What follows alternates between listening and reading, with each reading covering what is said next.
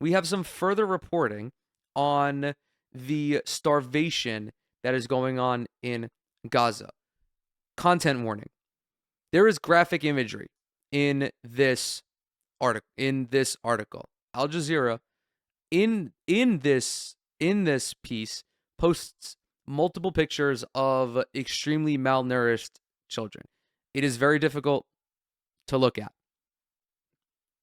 I don't even know if I don't know if Spotify will allow this. I don't know if YouTube will allow this. However, I do believe that I will be blurring out these pictures for YouTube. I'm even considering just like not changing my screen at all because again, this is very, very difficult to look at. I say children. These children are maybe 3 or 4 years old. It is really, really heavy imagery. In fact, I don't think that I'm going to change my screen at all. I don't want to. Uh, I don't know, man. I don't know. It's very difficult. Anyway, we're gonna begin. We're gonna begin. Maybe I'll switch back mid article. This was reporting as of Sunday. More than 3,500 children below the age of 5 years old face, quote, imminent death by starvation, Gaza's government media office has said, adding that some 70,000 children are being hospitalized in the enclave due to severe malnutrition amid more than 2 months of total Israeli blockade.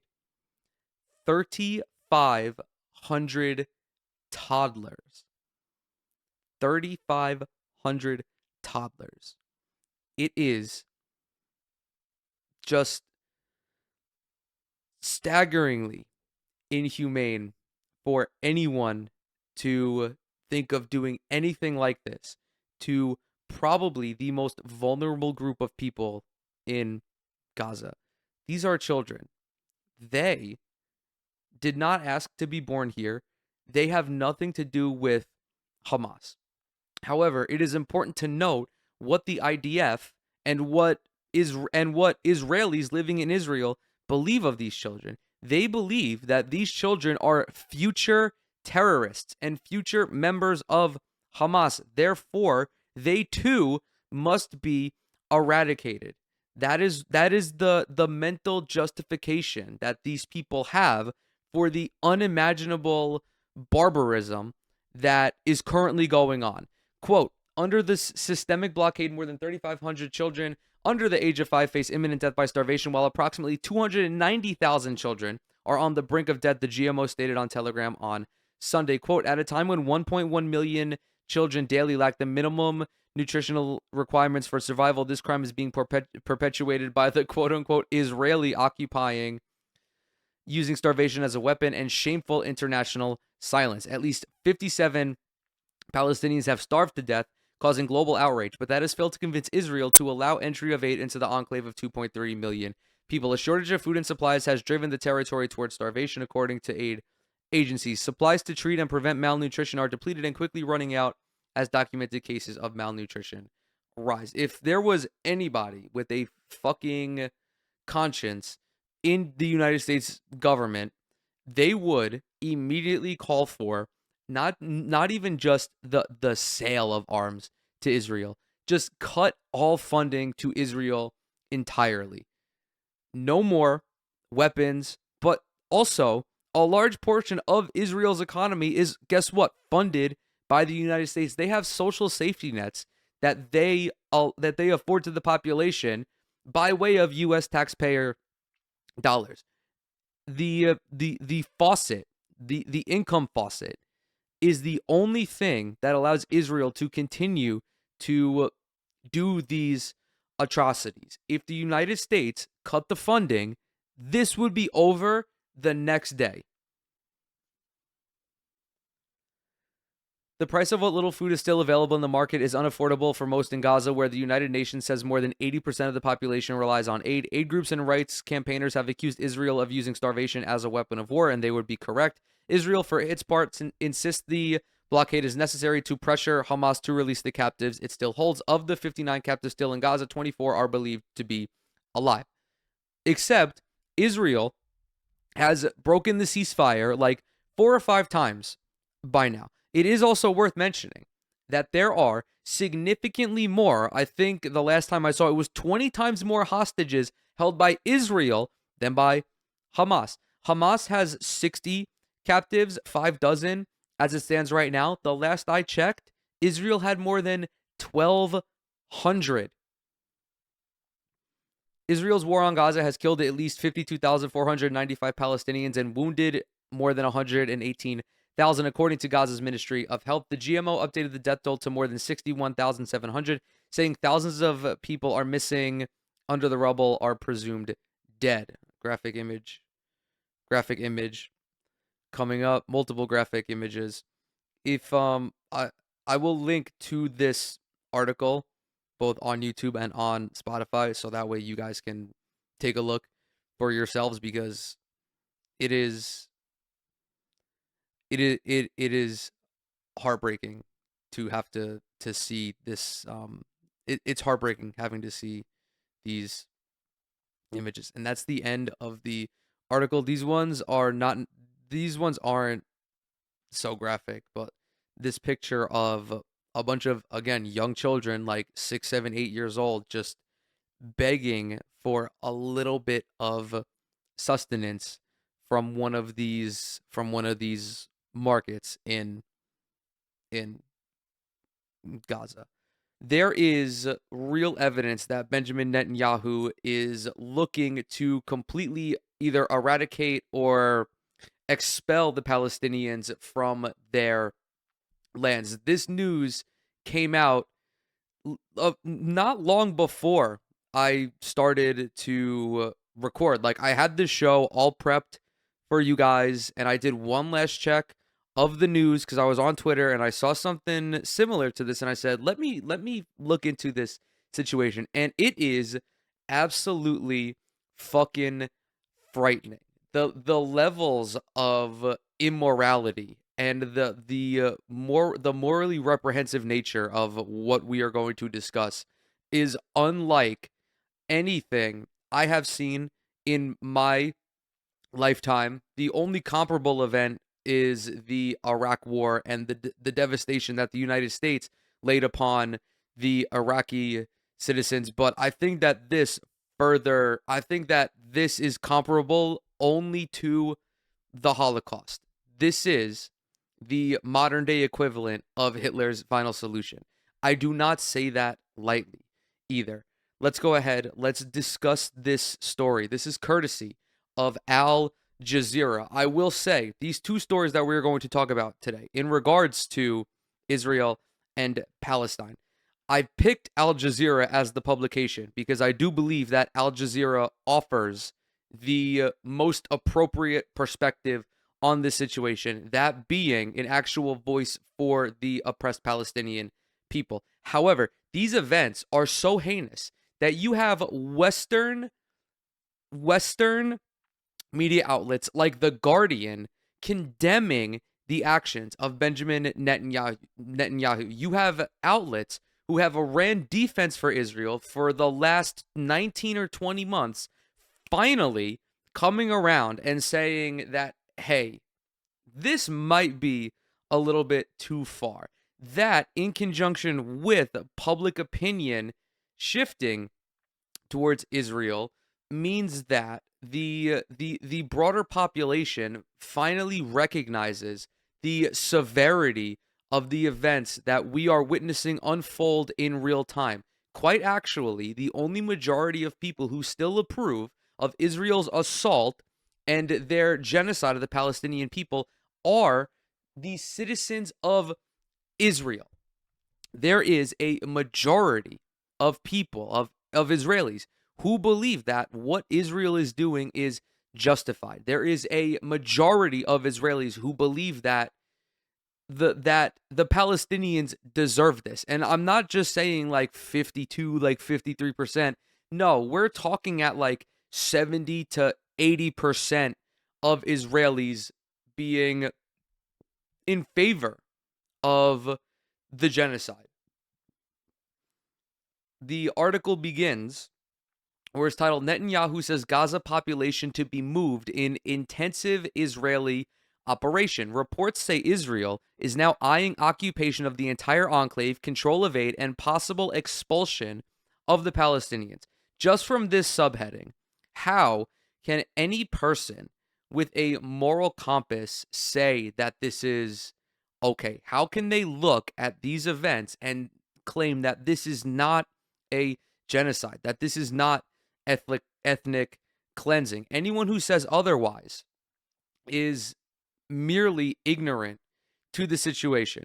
Israeli Prime Minister Benjamin Netanyahu has said that a new offensive in the besieged Gaza Strip will be an intensive military operation aimed at defeating Hamas, but stopped short of detailing just how much of the enclave's territory would be seized. This would effectively mean that all of the Palestinians' territory would be under Israeli occupation, whether it's the West Bank, whether it's the Golan Heights, which had been previously annexed, and the West Bank previously occupied. Now the Gaza Strip, and all of the Gazan citizens will be subject to the same rule. In the Hebrew language video message on X addressing the Security Cabinet approved plan to expand the Gaza offensive, Netanyahu said on Monday that Gaza's population will be moved for its own protection. Those are his quotes. 18 months of Israeli attacks have killed more than 52,000 Palestinians in Gaza, including thousands of children, and wounded nearly 120 others. I must add that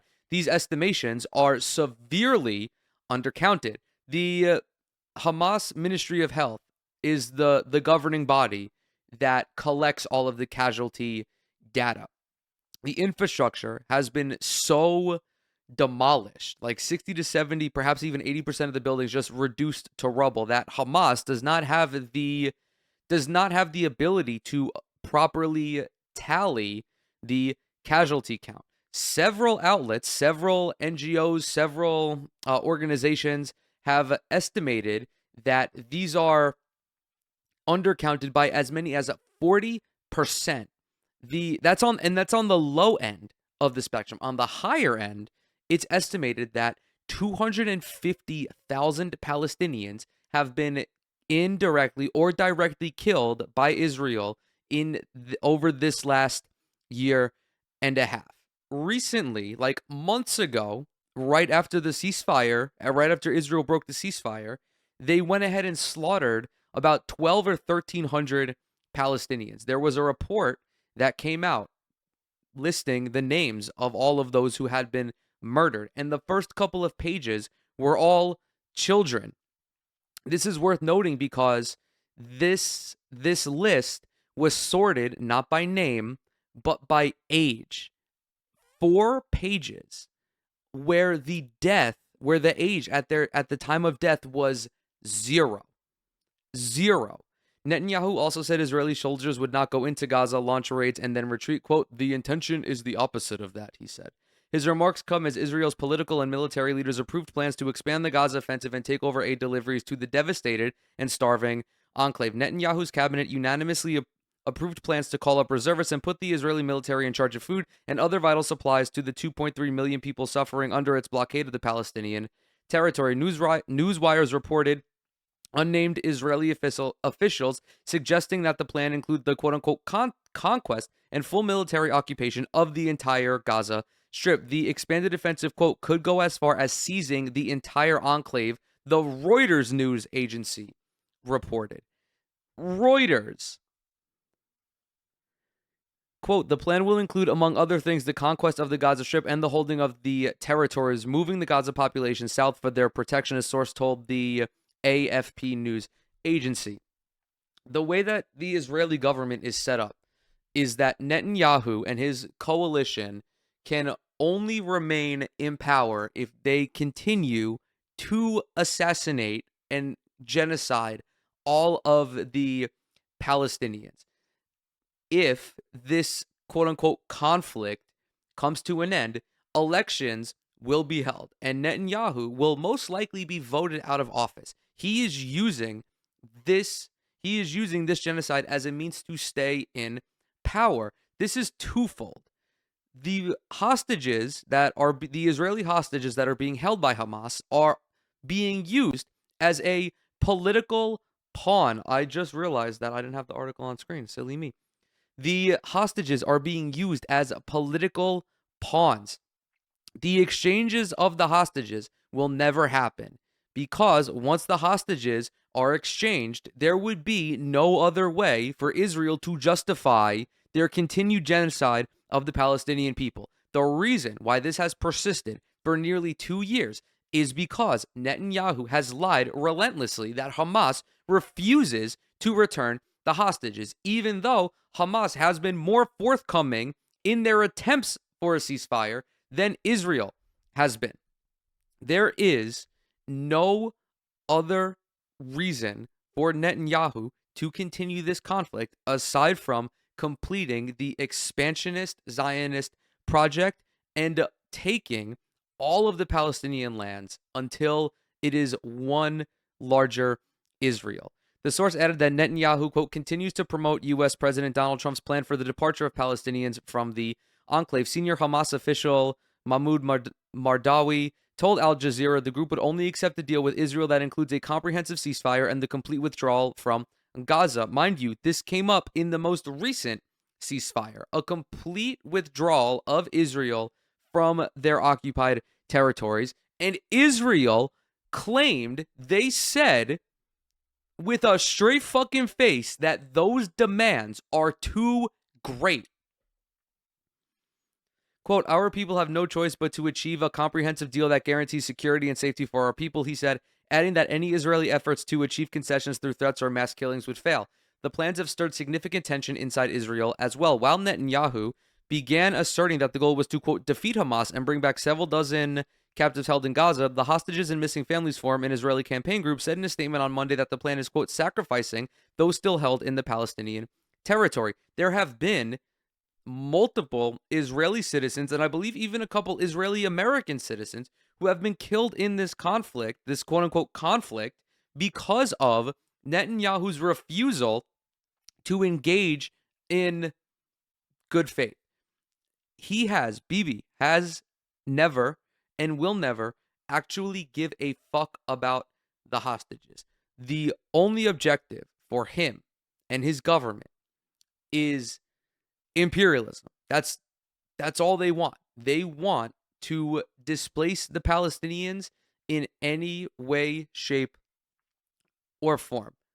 The idea that they are doing this to eradicate Hamas is also farcical and entirely made up, because Antony Blinken, before he left with the Biden administration, said that they had it on good grounds that Hamas had just as many members now as it did at the beginning of this conflict. This brings me to the Internet Hippo tweet that says, and I'm going to paraphrase here, yeah, if I were living in Gaza and Israel killed my fucking family under the guise of them being Hamas, I would probably join Hamas. I don't think that it is unreasonable to see why Hamas membership continues to remain the same. This is like the study of terrorism 101. If you are an occupying force and you continue to engage only by lethal means, you are going to radicalize the population that you are oppressing. If you do not seek diplomatic relations, the only outcome is violence. The Palestinians have tried for decades to participate in negotiations and actually come to a conclusion. And for 70 fucking years, Israel has spit on them, dropped bombs on them, and ruined the lives for multiple generations of Palestinians. Heated disagreements also reportedly erupted during the cabinet meeting between the political and military figures. Army Chief Ayel Zamir reportedly warned that Israel could, quote, lose the captives in Gaza if it pushed ahead with a full-blown military offensive. Far-right National Security Minister Itamar Ben-Gvir said that, as Israel has done in the past 2 months, it should continue to block all food, water, medicine, fuel, and other aid from entering Gaza to starve the population. This guy belongs in hell. There is no punishment. There are no consequences that are appropriate enough for Ben Gvir, Smotrich, Netanyahu, all of the people who are perpetuating this genocide by any means necessary. It's beyond the fact that they are even doing this. It's beyond the fact that they are doing a genocide. It is their open just disgust for an entire group of people. It is literally like this guy it's literally like this guy is Hitler. I don't know I don't think there's any other way to go about it. There's a reason why there are famous tweets about it's like hitting translate on a Hebrew tweet is like discovering a new page in Mein Kampf. Like, these people are out in the open about it. Ben Gvir says in no uncertain terms, yeah, we should do as many war crimes as possible. And they are allowed to get away with this because they have been emboldened by the United States. Because two presidential administrations have aided and abetted this genocide. They feel that they are above the law. They do not think that any consequences will be brought to them. They think that they will be able to live the rest of their lives on a fucking beach somewhere, probably in Mar-a-Lago, and not have to worry about the warrants that the ICC drafted. It is such a fucking disgrace that these people are allowed to live comfortable existences, knowing how deeply depraved they are. He also advocated for bombing food warehouses and generators so there are no more supplies and electricity is fully cut off. But Zamir warned this would, quote, endanger Israel as it would expose the country to even more allegations of violations of international law. Dude, I don't know what law school you went to. I don't know if you got your law degree from PragerU. Everything that Israel has done is well documented. They are beyond additional allegations. The current crop of allegations is so vast that they would be able to be sentenced to 39 life sentences. 39 life sentences. And that's probably a conservative estimate.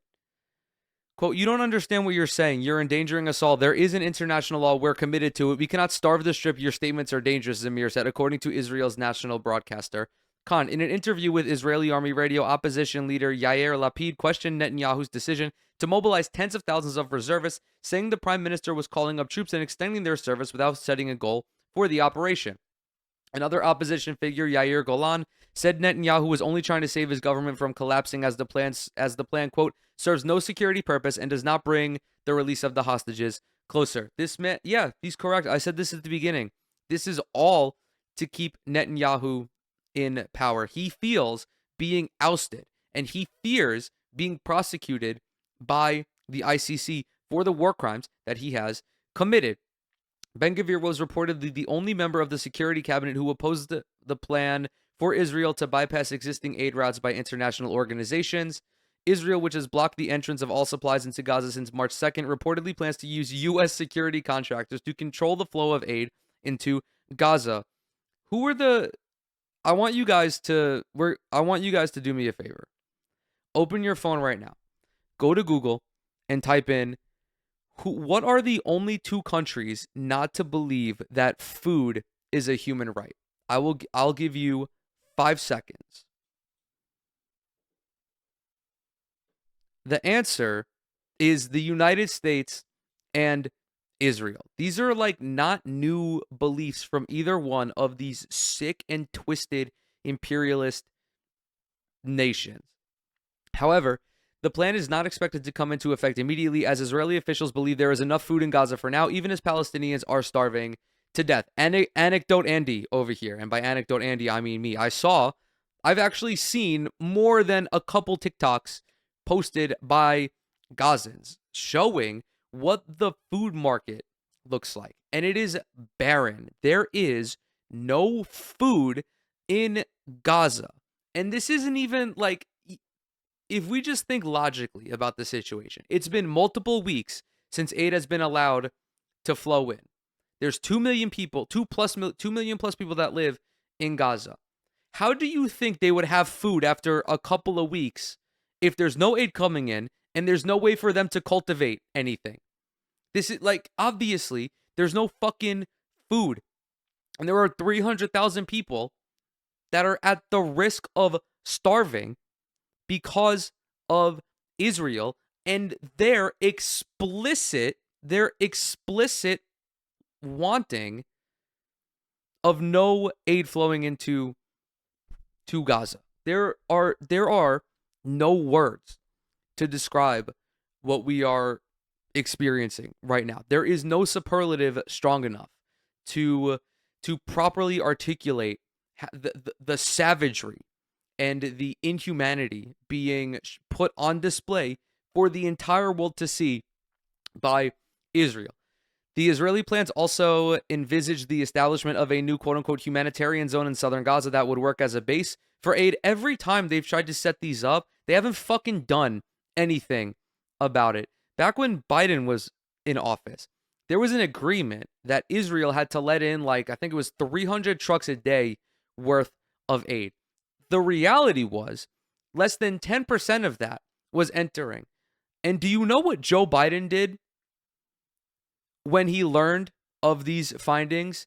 He stumbled out to the fucking ice cream truck, got a chocolate chip ice cream cone, and then sent $6 billion fucking dollars more to Israel.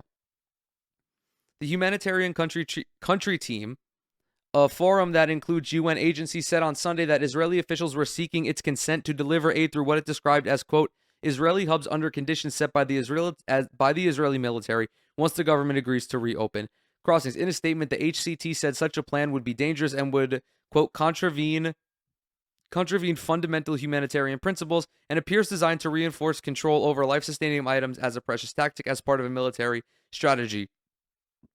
When we say aid, obviously food and water are the two most pressing aspects of that. People need food and they need water to survive.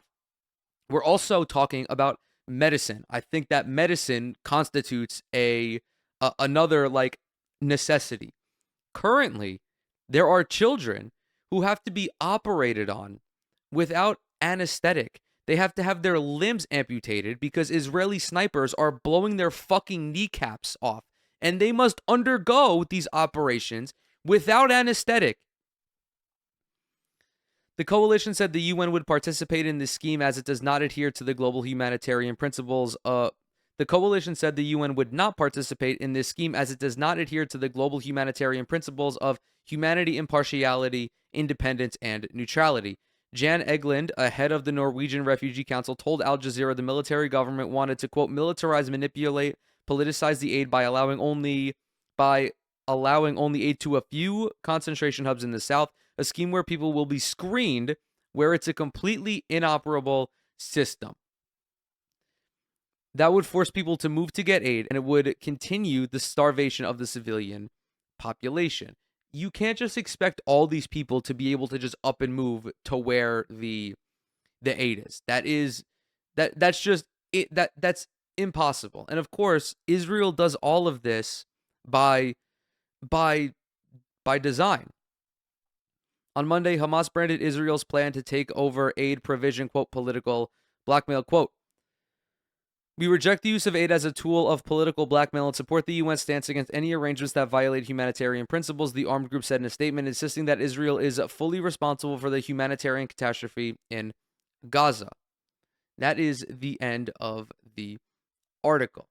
I think that this quote is correct. You are going out of your way to harm an entire civilian population under the guise of you're prosecuting Hamas. It's been a lie this entire time.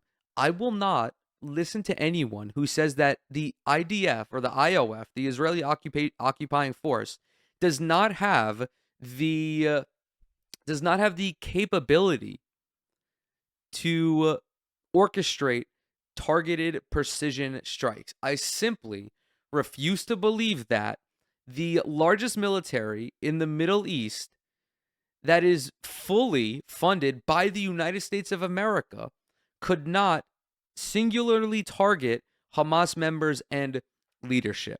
The tunnels, this, that, whatever, it's all a fucking lie.